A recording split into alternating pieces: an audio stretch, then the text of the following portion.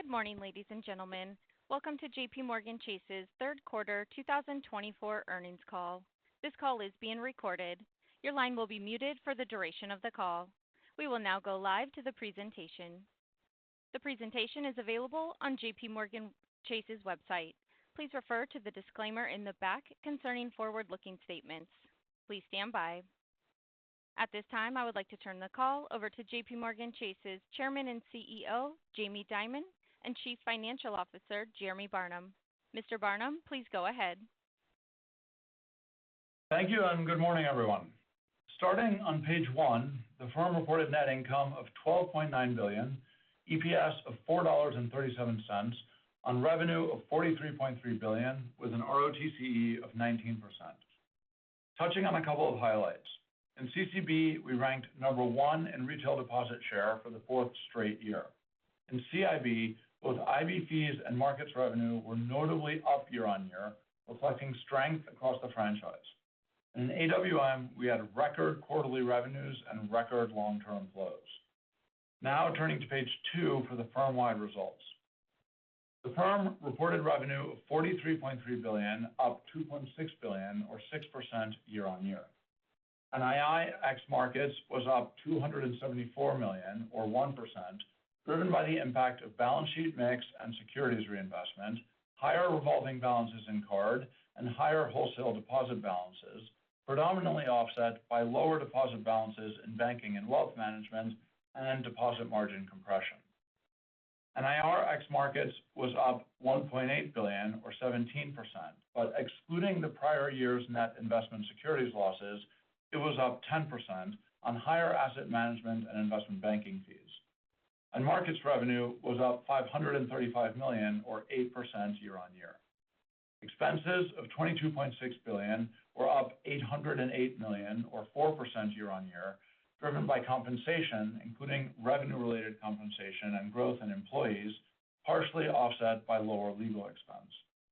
And credit costs were $3.1 billion, reflecting net charge-offs of $2.1 billion and a net reserve build of $1 billion, which included $882 million in consumer, primarily in card, and $144 million in wholesale. Net charge-offs were up $590 million year-on-year, predominantly driven by card. On to balance sheet and capital on page 3.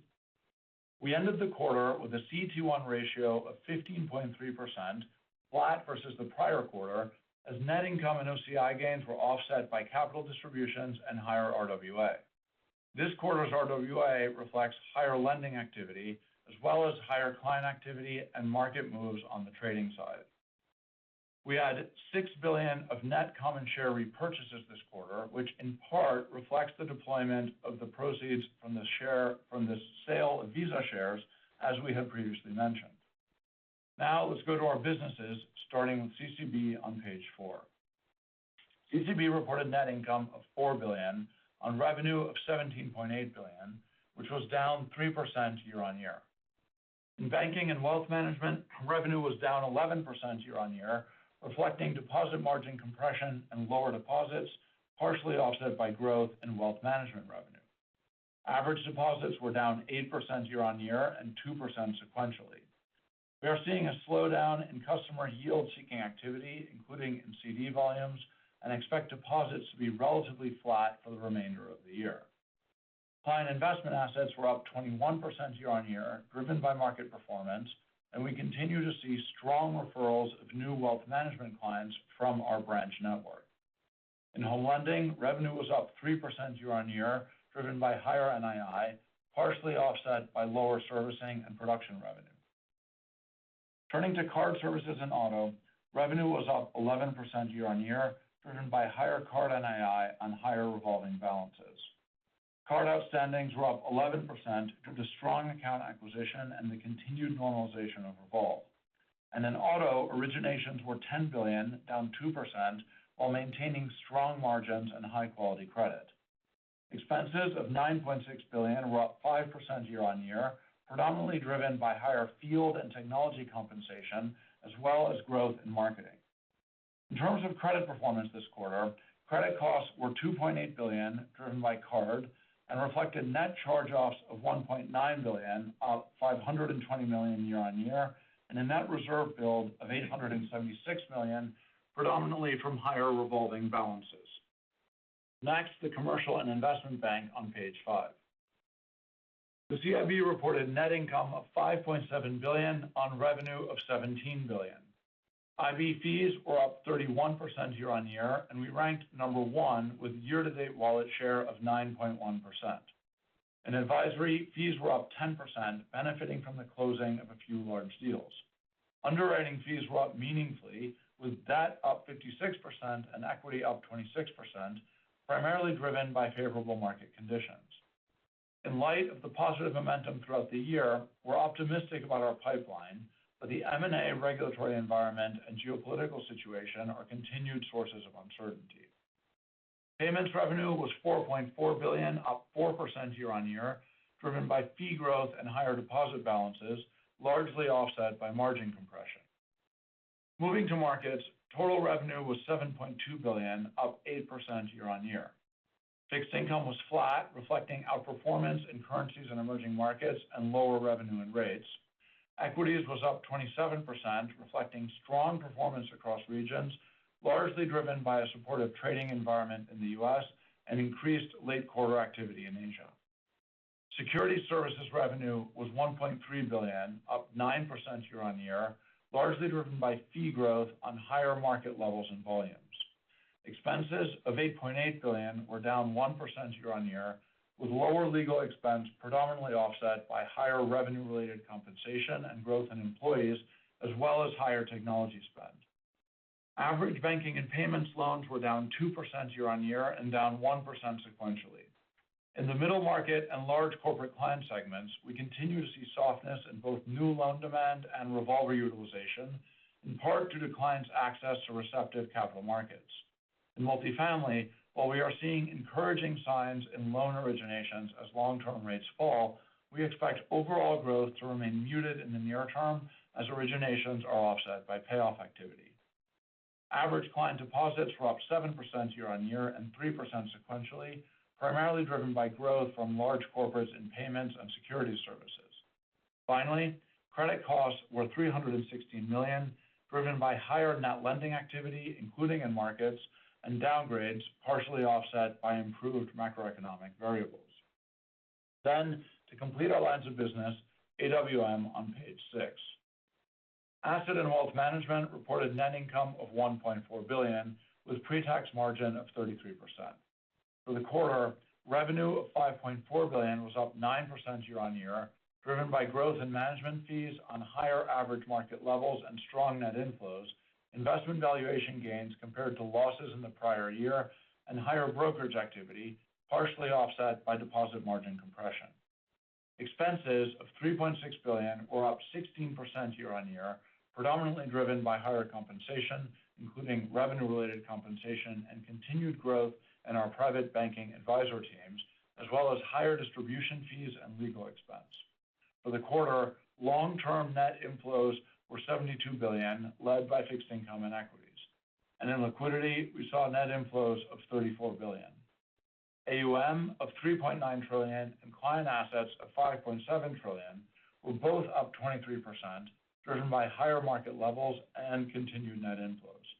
And finally, loans were up 2% quarter-on-quarter, and deposits were up 4% quarter-on-quarter. Turning to corporate on page 7. Corporate reported net income of $1.8 billion. Revenue was $3.1 billion, up $1.5 billion year-on-year. NII was $2.9 billion, up $932 million year-on-year, predominantly driven by the impact of balance sheet mix and securities reinvestment, including from prior quarters. NIR was a net gain of $155 million compared with a net loss of $425 million in the prior year, predominantly driven by lower net investment securities losses this quarter. Expenses of $589 million were down $107 million year-on-year. To finish up, let's turn to the outlook on page 8. We now expect 2024 NII ex markets to be approximately $91.5 billion and total NII to be approximately $92.5 billion. Our outlook for adjusted expense is now about $91.5 billion.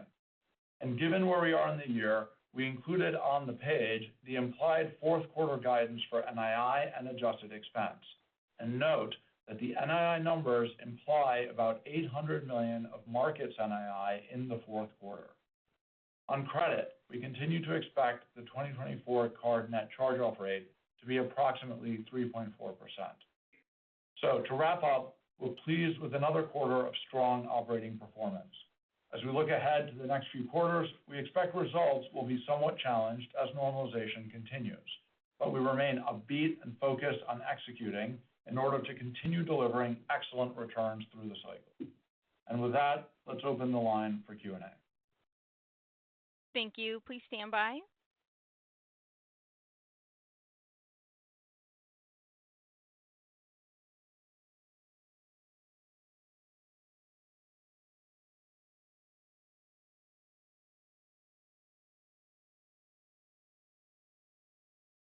Our first question will come from the line of Jim Mitchell from Seaport Global Securities.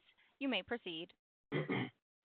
Hey, good morning. So Jeremy, as you highlighted, full year NII guidance implies a sizable drop in Q4 NII ex markets, about 6%. So can you just maybe discuss what are the largest drivers of the sequential decline, including any initial thoughts on deposit behavior and pricing since the 50 basis point cut? And since it's related, I'll just throw out my follow-up question. I realize the forward curve is moving around a lot, but since Dan brought it up a month ago, can you frame how you're thinking about the NII trajectory for 25? Thanks. Yeah, sure, Jim. I'll try to sort of answer both questions together to the best of my ability. So as we sit here today, the biggest single driver of the sequential declines is in fact that we're expecting is in fact the yield curve. So that yield curve has changed a little bit since Daniel made his comments at the conference earlier in the quarter, but not that significantly. In terms of deposit balances, which is obviously another important factor here in light of the Fed starting the cutting cycle, it feels to us like right now, as I mentioned in my prepared remarks for consumer, we're pretty much in the trough right now as we speak. When you look at yield-seeking behavior, that has come down quite a bit. So that's no longer as much of a headwind, all else being equal. And then if you look at checking account balances, those have been pretty stable for some time, which we see as an indication that consumers are kind of done spending down their cash buffers. So that's kind of supportive for consumer deposit balances. And in that context, the other relevant point is the CD mix, where with the rate cuts coming, we expect the CD balances to price down, with pretty high betas, and probably the CD mix actually peaking around now.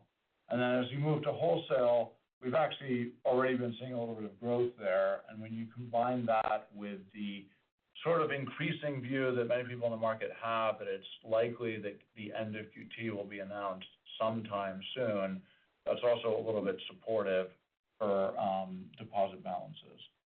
So maybe I guess, and you also asked me a little bit about next year. So I guess one thing to say, right, is that we did have a sequential increase in NII this quarter. And as you may recall, at Investor Day, I said that there was some chance that we would see sequential increases followed by sequential declines, and that people should avoid kind of drawing the conclusion that we'd hit the trough when that happened. So that's essentially exactly what we're seeing now. But from where we sit now, given the yield curve, assuming the yield curve materializes, obviously, we do see a pretty clear picture of sequential declines at NII ex markets.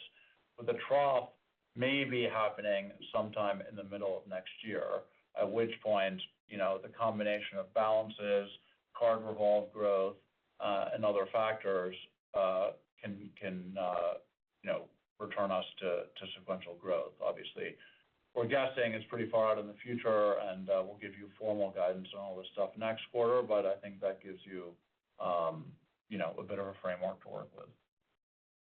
All right. Thanks a lot. Thanks. Thank you. Thank you.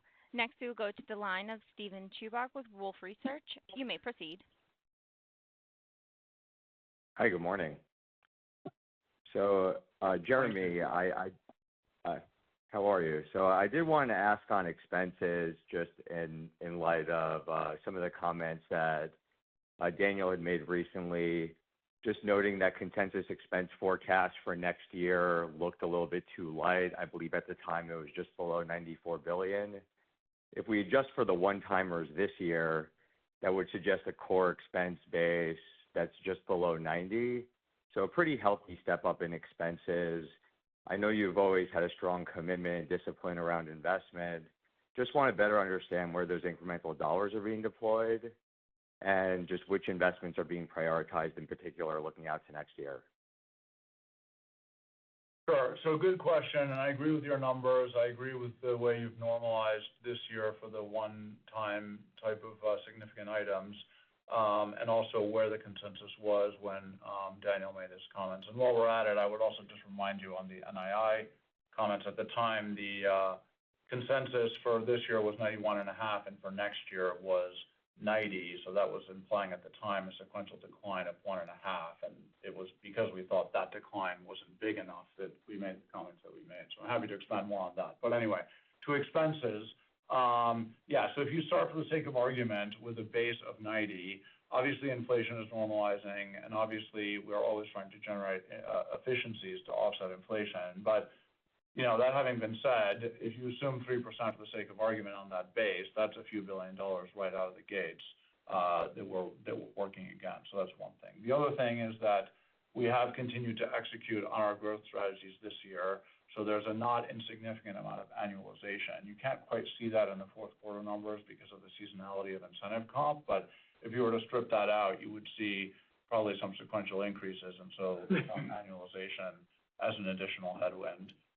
The other thing that's worth noting is that we do, expect fees and volume-related businesses to grow next year. And so all else being equal, that would come with a higher expense loading. So when you assemble all of those, that goes a long way to explain why sort of that consensus number that slightly below 94 just seemed light. In terms of, priorities and investments, really nothing has changed. Like the strategy hasn't changed. The strategy hasn't changed and the plans haven't changed, and we're just kind of executing with the same long-term perspective that we've always had. I would note that relative to NII, obviously we're in the third quarter now, not the fourth quarter. And, in the old days, we didn't used to give you the guidance until Investor Day in late February. So we will give you formal expense guidance next quarter for expenses and NII next quarter. But especially on expenses, we are in the middle of the budget cycle right now, so we probably have a little less visibility there than we do at the margin on NII. And can I just give you just a view of expense a little bit? When you call expenses, very often I call investments.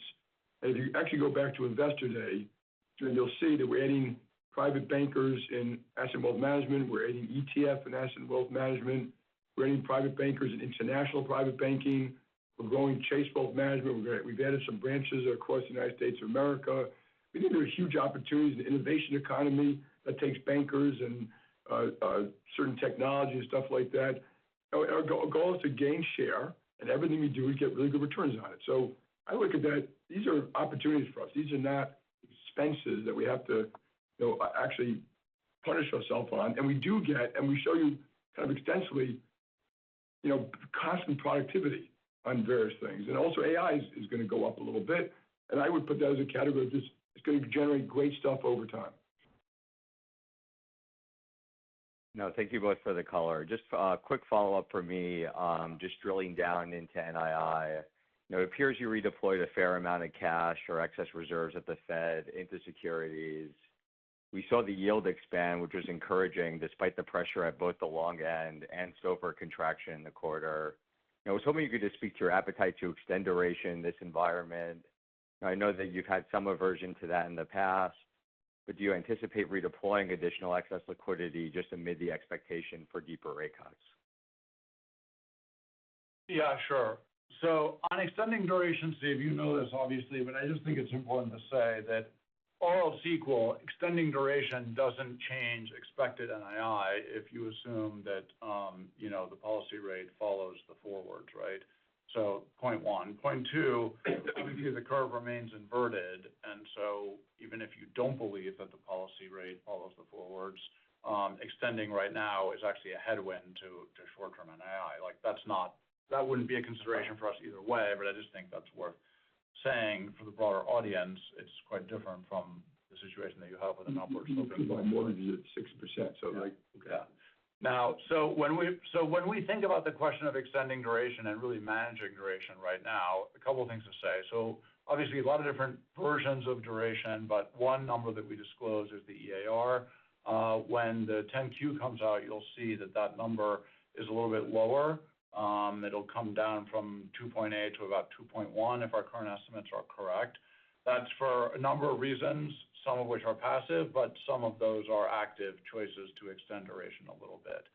And in the end, the choice to manage and extend duration is really about balancing the volatility of NII against protecting the company from extreme scenarios on either side. And so right now, if we wanted to extend as a result of different factors, we certainly could. We have the capacity inside the portfolio. But, for now, we're comfortable with where we are. And the one thing I can assure you is the forward curve will not be the same forward curve in 6 months. Well said. Well, thank you so much for taking my questions. Thanks, Steve. Thank you. Next, we will go to the line of Erika Najarian from UBS. You may proceed. My first question, and thank you very much for answering all the NII questions so far, Jeremy, is just, I guess, another follow-up. As you can imagine, once Daniel said what he said on stage in September, everyone's trying to figure out the over-under for net interest income next year. So maybe a two-part first question, the second being inspired by what Jamie just said. Number one, NII is expected to be down 6% sequentially in fourth quarter. I think year over year in 25, consensus has it down 4% from your new level. So it sounds like consensus still has room to come down. And based on the forward curve, Jeremy, it could be a little bit worse year over year than the fourth quarter sequential rate. But that being said, as Jamie noted, we have no idea what the curve is going to look like, right? I mean, it's gyrated so much. And so as we think about the curve, is it better for JPMorgan to have more cuts in the short end but steepness, or less cuts but a little bit of a flatter curve? Right. Okay. You threw a curveball at the end there, Erica. I wasn't expecting that to be the end of your question. But let me answer the beginning of your question, and then I'll also answer the end of your question. So we see the current 2025 consensus for NII ex markets to be currently at 87, which is obviously lower than it was at the conference early in the quarter. So we're happy to see that move a little bit more in line to us. That still looks a little toppy, but it's definitely in the ballpark. Now, that consists of, I already mentioned previously that we sort of expect the NII trough sometime in the middle of the year, so you can kind of assemble the parts. You've got a fourth quarter run rate, you've got some sequential declines, you've got a trough in the middle of the year, and you've got a rough ballpark for the full year. So you can imagine that the trough probably is a little lower than those numbers, and then to the extent that growth resumes in the back half of the year, both deposit balances and the ongoing tailwind of card revolve, although that tailwind will be a little bit less than you might have otherwise thought. A little bit less than it was this year, but still a tailwind. Obviously the mix of those things will play out in different ways, and as you point out, who knows what the yield curve will wind up doing, but on our current assumptions, on the current yield curve, and remembering that we're in the third quarter now, so we're doing this kind of early, that's what we think. Now, can I just say something? First of all, next time I should give them the damn number. I don't want to spend all time in these calls going through what they're guessing what NII is going to be next year. And can I just also point out that NII, all things being equal, is a number, but all things are never equal. And the yield curve, if you have a recession, the effect of the yield curve will be very different than you have continued growth. and there are decisions that are made nonstop by us, and the things that happen in the marketplace. And I think we spend too much time on just this irrelevancy, so you get a model and a number in your model. And so it's going to be less than 87 next year, probably not a lot. We don't know, and we don't know the environment. Good. Okay, now to your question about the EAR. So a few things to say in there. So as I already mentioned, when that comes out, it'll show a number of around 2.1. A very important thing to say is, as you know, the experience of this rate cycle has been that our empirical EAR is meaningfully higher than our modeled EAR, which is what we disclose. And the main reason for that is that retail deposit betas are, have in actuality been lower than the modeled deposit betas. So as a starting point, you have to kind of adjust that EAR number to be bigger than the reported number for those and a few other reasons, actually. There's some nuances around how the dollar, non-dollar sensitivity interact. And then there's your question, which is a little bit about the front end versus the back end. So what you see is that actually the front end EAR has gotten smaller, and most of the EAR is now in the back end. So it's definitely the case that all else being equal, a steeper curve is better for us. But I think what I would also say is that this kind of empirical versus theoretical adjustment is disproportionately in the front end. So therefore, in order to answer your question, I would say, yes, we want a steeper curve, but having the Fed cut more than what's currently in the yield curve is definitely at the margin, for the context of next year's numbers, a headwind, would be a headwind for us. We remain asset sensitive to Fed cuts.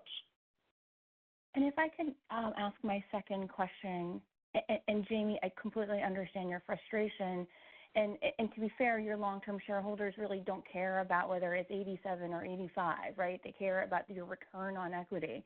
To that end, I mean, it's insane how much capital you generate each quarter, 72 basis points this quarter. And so beyond the, standard boilerplate questions you're going to get on buyback and organic growth, yada, yada, dividend increases, how should we think about JPMorgan deploying this capital? I mean, the world is generally your oyster, right? You're dominant already, and you could use this capital to further enhance your business. And again, beyond that boilerplate conversation that you always get every quarter, how should your shareholders think about how you're thinking about the opportunities to deploy this capital? Okay. So first of all, when you say dominant, I'd be very careful on that. We've got some very tough competition, different in different countries, different around the world, fintech companies, direct lenders, and MSB. I want to give you a very specific comment on direct lending and stuff like that. So our goal is always to serve our clients. And when I talk about some of these expenses, that is a deployment of capital. And it's a deployment in a different way, because when you open branches, you initially experience an expense, but down the road, you need capital to support the deposits. Same for the innovation economy, same for private bankers, et cetera. If you look at it roughly, we have about, at a minimum, $30 billion of excess capital. And for me, it's not burning a hole in my pocket. I look at it as you own the whole company, and you can't properly deploy it now. It's perfectly reasonable to wait. And I've been quite clear that I think the future could be quite turbulent, and asset prices, in my view, and in life, you've got to take a view sometimes, are inflated. I don't know if they're extremely inflated or a little bit, but I prefer to wait. We will be able to deploy it. Our shareholders will be very well served by us waiting. And, same thing with deploying capital. We can go buy $100 billion, 6% mortgages, increase our net income by a couple billion tomorrow. We don't make decisions like that. The most important thing we do is serve our clients well, build a technology and do things like that. And we also know what the real excess capital is yet. So, we're a little patient. We're going to be a little patient and wait, and it'll be fine. And so that's where we are, and that's not going to change.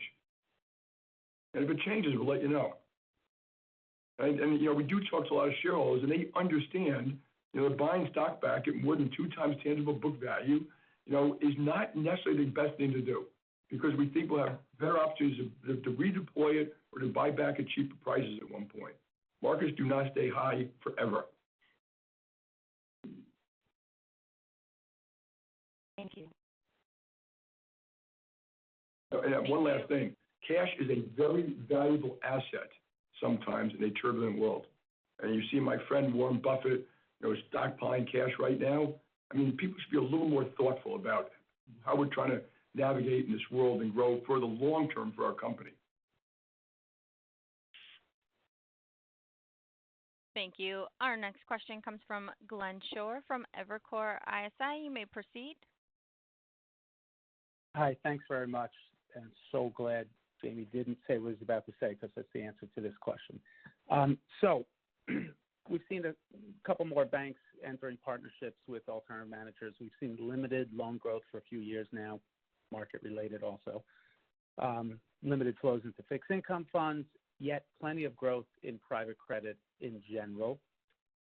And you're one of the best asset managers on the planet, but in my view, less dominant in all things private credit. So maybe you could talk about what things you're working on and why that's too narrow of a view of your ability to serve all parts of clients' lending needs, not just the public markets and public lending side. Thanks. Yeah, so let me take time to cover this one because obviously it's become very important. People are talking about how they're growing and partnering and things like that. And so the first and foremost, and I'm going to talk about very strategic and then very tactical. I think they're both important. First and foremost, we are here to give our clients an agnostic view of the world and what the best products and services are for them. Therefore, when a client comes in, we will offer them both direct lending on ourselves and syndicated lending or other specialized kind of lending. And they all have pluses and minuses. So direct lending could be done faster, maybe simpler covenants, unit tranche. It is more expensive, and you're seeing a little things go back and forth between syndicated lending and direct lending. But we're going to offer the clients basically what's in their best interest and tell them what those products are across the thing. We mentioned before in the past that we allocated $10 billion of capital to make direct loans. We've actually deployed a lot of capital. Some of those loans have been paid off, some have been done. So we are going to do it directly, and we are going, that 10 could be 20 or 30. We're not limiting it today. I will say today we're extending, we will do $500 million, we will do $1 billion, we will do more $1 billion, we'll do it sole-handed, or we'll do it with partners. Very importantly, we are not going to allocate ourselves to one partner. So we have, and I think we've announced a bunch of co-lenders, but that just creates more flexibility and more size. We're not going to use that flexibility to slow it down and have to get permission from everybody, because like I said, JPMorgan could underwrite it and own it like a bridge loan and syndicate it after the fact. So you could, and we're going to use our own risk measures and stuff like that. Again, all in the service of the client and making sure we're offering them the best thing. And we're going to different strategy. We're not going to tie ourselves exclusively to one capital provider. I think that would limit what we could offer our clients. We could be more price competitive. We could do some of this very specific thing and not the solution that this the third-party capital provider. That's our strategy. We're going to be there. We're going to do it. And we're going to do it in spite of the fact there's capital arbitrage taking place. So if you look at the arbitrage today, where a bank has to hold for things, where an insurance guy, they are dramatically different. That's a disadvantage, but we've had those disadvantages in other businesses for a long time. We are going to do it right for the client. Remember, when we do business with the client, we also get other revenues often. So it isn't just the loan. We look at the whole relationship. So we're quite comfortable we can compete. I just announced much bigger lending platforms and sizes and stuff like that. So I hope if any of the press is on, they heard this too. All right. Thanks for all that. Thank you. Our next question comes from the line of Gerard Cassidy from RBC Capital Markets. Your line is open. Good morning, Jeremy, and good morning, Jamie. Jeremy, when you guys look at your current capital ratios, they're obviously very healthy. Can you guys give us some color on the new Basel III? We don't know what the specifics are, but as Vice Chair Barr touched on some of the specifics, it looks like capital requirements for yourself and your peers will come down a fair amount from the original proposal. How are you guys thinking about that? And you have any insights on how much it may fall from the original proposal to where you are today? Yeah, when I say we have 30 billion of excess, that is assuming Barr's speech. Like the 20 goes to 12, whatever it is, more. But it'll be more than that because there are other factors involved. Now, I was just giving the minimum excess capital. In my view, it would be more, but it is what it is, and we'll wait to see the final numbers.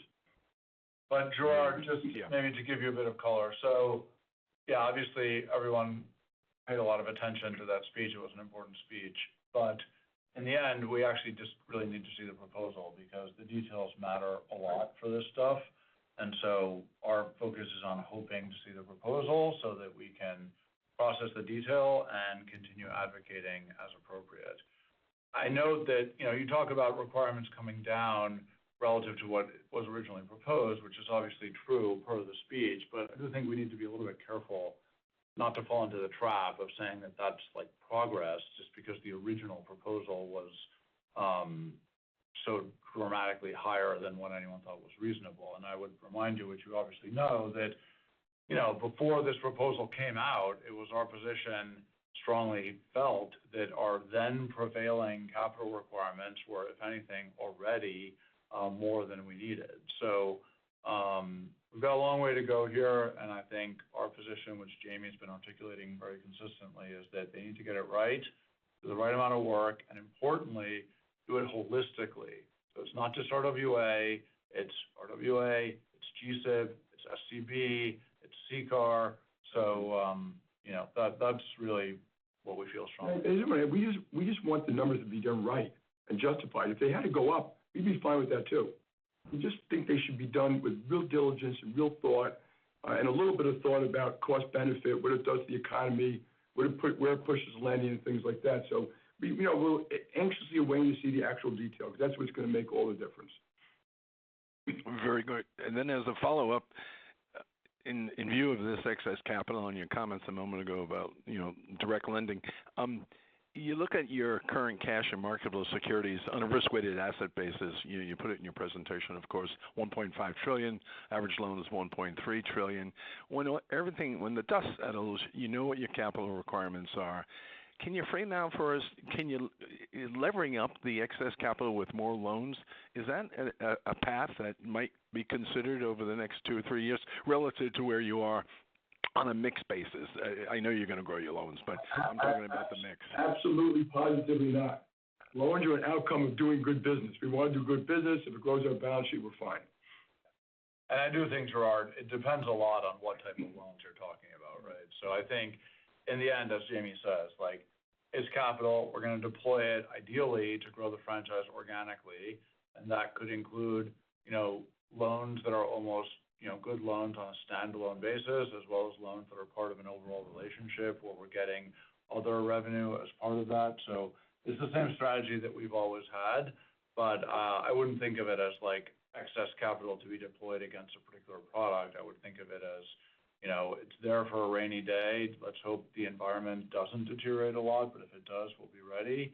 And there'll be opportunities, hopefully, to deploy it against the client franchise or against the stock. And if not, we'll return it. But not very good. Appreciate the color and candor, as always. Thank you. Thank you. Our next question comes from the line of Matt O'Connor with Deutsche Bank. You may proceed. Good morning. So lower rates was supposed to drive a pickup in loan growth and conversion of some of these investment banking pipelines. And obviously we just had one cut and it's early, but any beginning signs of this in terms of the interest in borrowing more and again, conversion of the banking pipelines? I would say, Matt, generally no, frankly, with a couple of minor exceptions. So I think it's probably fair to say that the outperformance late in the quarter in investment banking fees was to a meaningful degree, as I mentioned, driven by DCM, as well as to some degree driven by the acceleration of the closing of some M&A transactions. And I do think that some of that DCM outperformance is in the sort of types of deals that are opportunistic deals that aren't in our pipeline, and those are often driven by treasurers and CFOs sort of seeing improvement in market levels and jumping on those. So it's possible that that's a little bit of a consequence of the cuts. As I think I mentioned, we did see, for example, a pickup in mortgage applications and a tiny bit of pickup in refi. In our multifamily lending business, there might be some hints of more activity there. But, these cuts were very heavily priced, right? The curve has been inverted for a long time. So to a large degree, this is expected. So it's not obvious to me that you should expect immediate dramatic reactions, and that's not really what we're seeing. Yeah, I noticed in the debt markets, rates came down, spreads are quite low, and markets are wide open. So it kind of makes sense that people are taking advantage of that today. Those conditions may not prevail, be the ongoing conditions, late next year. And then specifically in the debit and credit card spend that you guys break out, you had nice growth year over year, up 6%, flat QQ. I know there's a lot of seasonality, 2Q to 3Q. I think last year it was up about 1%. But are you seeing any kind of changes in the consumer spend, either the mix or some signs of a slowdown later in the quarter? Thank you. So I think what there is to say about consumer spend is a little bit boring in a sense, because what's happened is that it's become normal. So meaning, I think we're getting to the point where it no longer makes sense to talk about the pandemic, but maybe one last time. One of the things that you had was that heavy rotation into T&E as people did a lot of traveling and they booked cruises that they hadn't done before, and everyone was going out to dinner a lot, whatever. So you had the big spike in T&E, the big rotation into discretionary spending, and that's now normalized. And you would normally think that rotation out of discretionary into non-discretionary would be a sign of consumers battening down the hatches and getting ready for a much worse environment. But given the levels that it started from, what we see it as is actually like normalization. And inside that data, we're not seeing, weakening, for example, in retail spending. So overall, we see the spending patterns as being sort of solid, consistent with the narrative that the consumer is on solid footing, and consistent with the strong labor market and the current, central case of a kind of no landing scenario economically. But, obviously, as we always point out, that's one scenario, and there are many other scenarios. Got it. Thank you. Thank you. Our next question comes from the line of Mike Mayo from Wells Fargo Securities. You may proceed. Hey, Jamie, I think I've seen you comment on government this year more than any other time in your career. And August 2nd op-ed, Washington Post, Davos, you're talking about government. I think it was this week or last week on Bloomberg, you're saying bank mergers should be allowed. Your bus tour in August, you were asked, which is my question now, under what circumstances would you leave for government service? And your answer then was, I love what I do. We get it. You love what you do. But under what circumstances would you consider government service? It seems like you'd be more likely to go now than in the past, just based on the numerous comments that you've made. Is that right, wrong? What's your thinking? I think it's wrong. I've always been an American patriot, and my country is more important to me than my company. And I think that government is very important to get this. And if you look at the world today, Mike, it is so important that we get things right for the whole geopolitical world. So I'm not just talking about the American economy. So, and we try to participate in policy, at the local level, at the state level, at the federal level, at the international level, to try to help. That's our job. We try to grow economies and things like that. So nothing's changed in my view, my opinion, or my interest.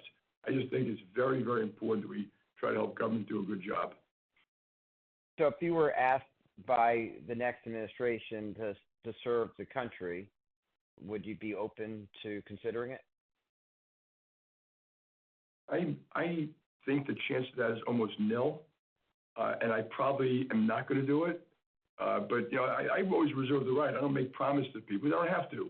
But no, I love what I do. I intend to be doing what I do, and I almost guarantee I'll be doing this for a long period of time, or at least until the board kicks me out. Let me take the flip side of that question for those who are worried about you leaving. The other side of the question is, we're on these calls for the last couple of years. You're saying the stock is overvalued, and I think that's what you're saying. You're saying the stock market is overvalued, and therefore all stocks are overvalued. And on the one hand, you highlight on this call AI, tech, market share gains, high returns, high capital. So do you think in some ways when you think about the value of your price and your ability to do buybacks, you're thinking more about an old school model for valuing your stock as opposed to a new school model that might put you in the category of more tech-oriented, firms, especially as it relates to, your progress with AI? Well, listen, you're making a very good point, which is I think we have an exceptional company, exceptional franchises, and the price point once you might buy the stock. But I'm not that exuberant about thinking even tech valuations or any valuations will stay at these very inflated values. And so we're just quite patient in that, and I think you're going to have to judge us over time about whether we've done the right thing or nothing. And remember, we can always do it. We haven't lost the money.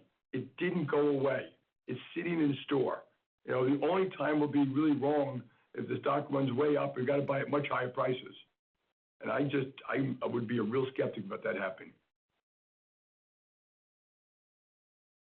Thank you. Our next question comes from Ebrahim Poonawala from Bank of America.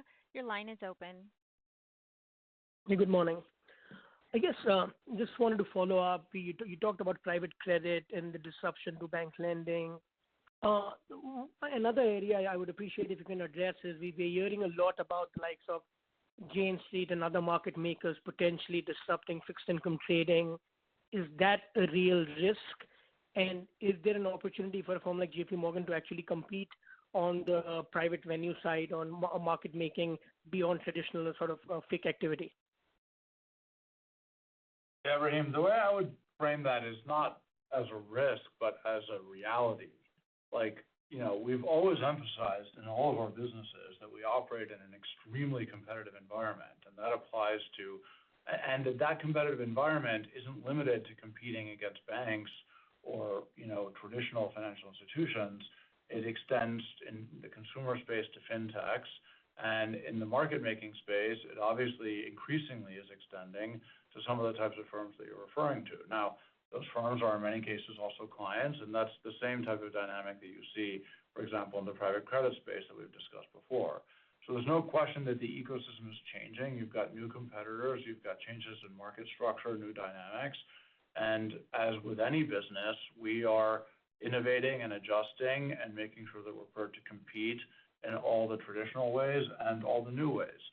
Of course, there are some ways in which being a bank hinders our ability to do that, and one of the arguments that we've made, going back to the capital and liquidity regulations, is that when you come to the impact on the kind of U.S. capital markets ecosystem, which, is the envy of the world, it's worked well in its current construct for a long time where, some activities were inside the regulated perimeter and there was robust participation from unregulated capital of various sorts. And a world where more and more of that activity gets pushed outside of bank market makers is a meaningful change to that structure that is untested, and it's unclear why you would want that. We've cautioned that if that's the intent of the regulations, it should be intentional and well studied. But in the meantime, we're going to adjust and compete to the best of our ability given the constraints of the current rule set. Can I just add, so in the private markets, it remains to be seen how that develops. There is a little bit of that, and some people are talking about, making more active things in private markets. In some ways, we're well positioned for that too, because for that you need liquidity, market making, valuation, buyers and sellers on both sides to create liquidity. So that hasn't developed yet, but we may have competition, but we'll be there when the time comes. And the second one is the public markets.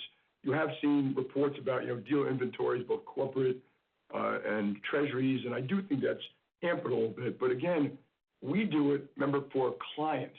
So we are large market makers in both sides of the markets for clients, both credit and treasuries, and which is a little different than some of the other people just trading for their own account. And so they're both competition from our standpoint, but we're there, we're going to do it. We can always deploy more capital if we want. And we would even deploy more capital at lower returns if we really had to do that to service clients. So we're very conscious of it. There'll be competition on both sides.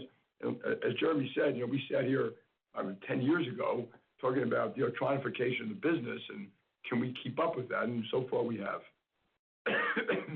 Got it. And just one quick one. I think, Jeremy, you mentioned QT stopping at some point. We saw the repo sort of market spike at the end of September. Just give us your perspective on just the risk of market liquidity shock as we move into year end. And do you have a view on how quickly Fed should recalibrate QT or actually stop QT to prevent some market? Thanks.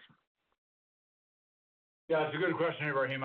But I think you've kind of answered your own question. In other words, like the argument out there is that the repo spike that we saw at the end of this quarter was an indication that maybe the market is approaching that lowest comfortable level of reserves that's been heavily speculated about, and recognizing that that number is probably higher and driven by the evolution of firms' liquidity requirements as opposed to some of the more traditional measures.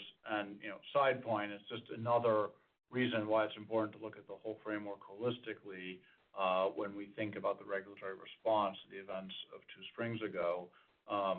You don't want those types of spikes, and it raises some questions about why there isn't more readiness to deploy into those types of disruptions, albeit this one was relatively minor. But in any case, when you put all that together, it would seem to add some weight to the notion that maybe QT should be wound down, and that seems to be increasingly the consensus that that's going to get announced at some point in the fourth quarter. So my only point was, if you play that view through, it's a residual headwind for system-wide deposit growth, which gets removed.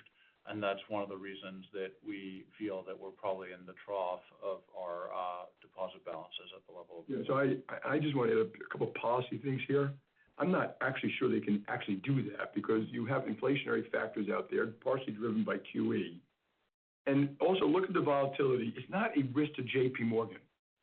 It's a risk to the system. And what banks have, I already mentioned, the constrained balance sheet a little bit. So the banks will have trillions of dollars of cash and unable to deploy the repo markets. And is it a good policy thing that every time that happens, because you can do it very safely, fully collateralized, all things like that, providing what I call flexible financing in the marketplace, that happens, the Fed has to step in every time. I think that becomes a policy issue that every time there's comes some kind of fluctuation in the market, people panic, and the Fed's got to step in and provide stuff. And can they always do that if you have a slightly more inflationary environment going forward? So I think you got to be very thoughtful about this. And that's why we do think they should look at calibrating, SLR and ECLR and CET1 and all these things, particularly for this. So my view is it is going to happen again. I can't tell you exactly when, but I'd be surprised if it doesn't happen again. Got it. Thank you both. Thank you. Our next question comes from the line of Betsy Graseck from Morgan Stanley. Your line is open. Oh, hi. Good morning. Hey, Betsy. Can you hear me? Hello? Yeah. Can you hear me okay? Yeah, we can hear you. Can you hear us? Oh, yes. Thank you. So one for Jeremy, one for Jamie. Jeremy, and Jamie, sorry about the NII question I'm going to have, but it is more than half your revenue, so I kind of care about it. But when I'm thinking about the trough and then the build up, QT ending, deposit growth, I mean, that's, part of the calculation for improvement as we go into, 2025, right? I should embed that outlook. Is that right? And that's embedded in how you're thinking about it. I know we don't have a number from you for NII for 2025, but it is in there, right? Yeah. In other words, it goes back to my prior point and to the point, that I had in the prepared remarks about the consumer deposit balances in particular, that there's a bunch of different offsetting factors right now, right? You've got the yield curve, you've got card revolve, you've got balances, and, balances have been a headwind. We now see it as neutral, and they could potentially become a tailwind, later in the year. And one of the potential reasons for that is one of the potential reasons for that is the potential end of QT, but emphasize the word potential to Jamie's point. You also obviously have a little bit of the fixed rate asset reprice dynamics starting to flow through a little bit.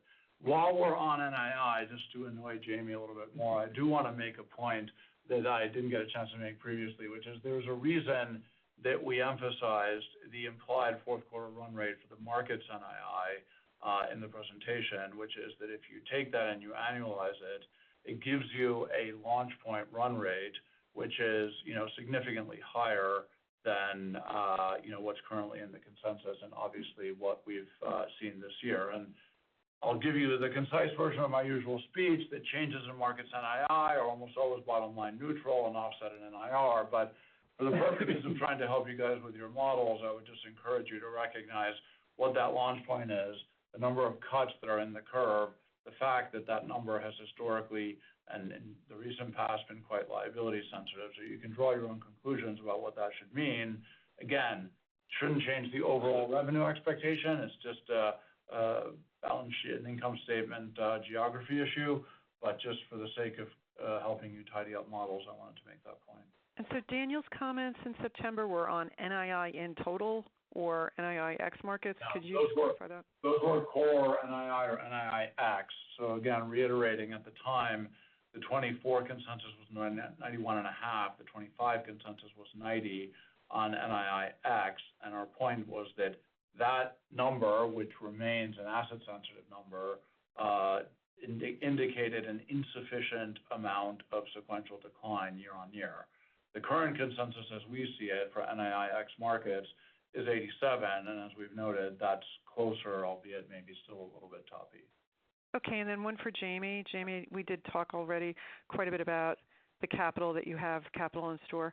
Just wanted to understand how you're thinking about that opportunity set that's in front of you with regard to using it for, potentially portfolio acquisitions. I realize that depositories are not on the docket, but we all know there's, portfolios out there that might be looking for a home. And could you give us a sense as to how interested you might be in acquiring assets at this stage? Yeah. So I mean, just assets acquisitions. I mean, I always want our people to be looking at those things and thinking about those things and being. But if you listen to what I'm saying about my caution about the world, I'm not. It's hard for me to say that we're going to be in the market to buy credit assets. What about loans? But creating credit assets to help clients, that's a whole different matter. Because when it comes to clients, we earn credit asset spread, and we usually have other stuff. That, if our bankers can deploy capital that way, of course, we want to do more. And our CIO could deploy capital in multiple ways, we would probably do more. And we ask all the time, can we do more in affordable housing? Can we do more in things we're actually quite comfortable? And yeah, if we can find ways to deploy capital, we would be happy to do that. But put us in the cautious category. Private label credit card. Find a way to stretch. I'm just wondering about, private label credit card, for example. Is that something that would help clients? Almost no chance. But having it's very important. Well, I say that. I always tell the management team, second guess me. I mean, we've done private label. I know what it is. We've been there. I have a lot of issues with it. But is it possible that something's different one day in a different, thing? Yeah, it's possible. So I don't want to cut it off. Marianne Lake says to me, Jamie, you're not thinking clearly the world's changed. We're going to change. But right now, I would say, no, there's no chance. Thank you so much. Thank you. Our final question will come from Saul Martinez with HSBC. Your line is open. Hey, good morning. I'm not going to ask about a specific NII in 25, but I did want to delve into how to think about your deposit margin in volume dynamics in the CCB over the next few years. You have seen, a decent amount of pressure in the deposit margin, 2.6 down about 30 basis points. As deposit balances have come down, so it's put some pressure on deposit NII. but deposit margins are still, well above where they were when rates were at levels that are consistent with where the forward curve is now has them going. So I guess, how do we think about both volumes and margin dynamics if rates do come down, say, to levels that, are consistent with the forward curve? I know the forward curve, is likely going to be wrong, but that's the reference point we have.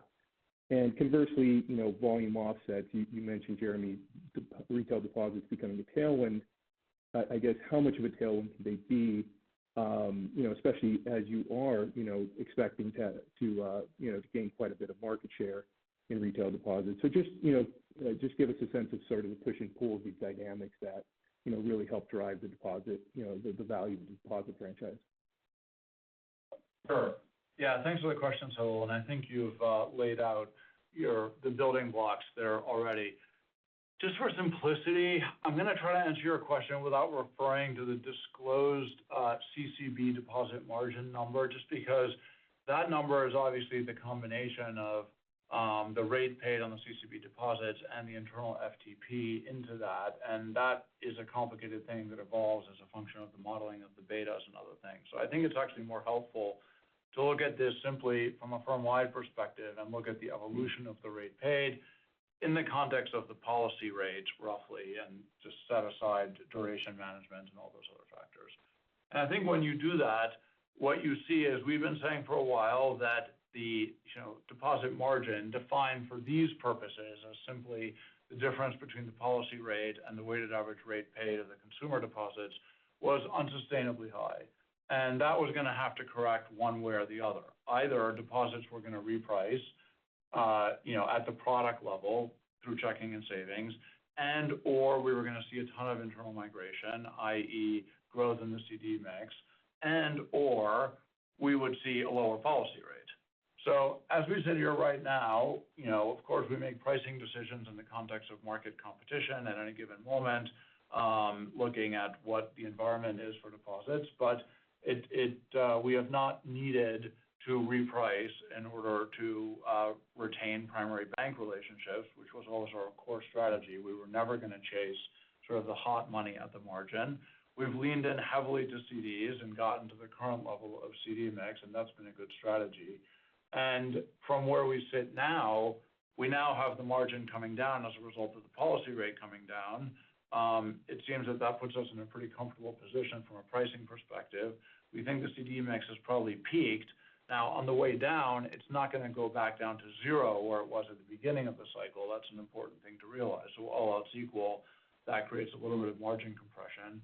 And then through all of that, obviously, a lower yield environment should mean that there's a little bit less outflow from consumer deposits. As I mentioned, we're seeing a lot less yield-seeking behavior. So then when you overlay onto that what you mentioned, which is our long-term share growth in CCB deposits, in no small part as a function of the branch strategy and the build-out, and the fact that only about a quarter of our top 125 markets in CCB are at that 15% share number. So we believe there's big opportunity to grow the rest of it and be on track at the type of average annual share growth of the order of 30 or 40 basis points that we've seen historically.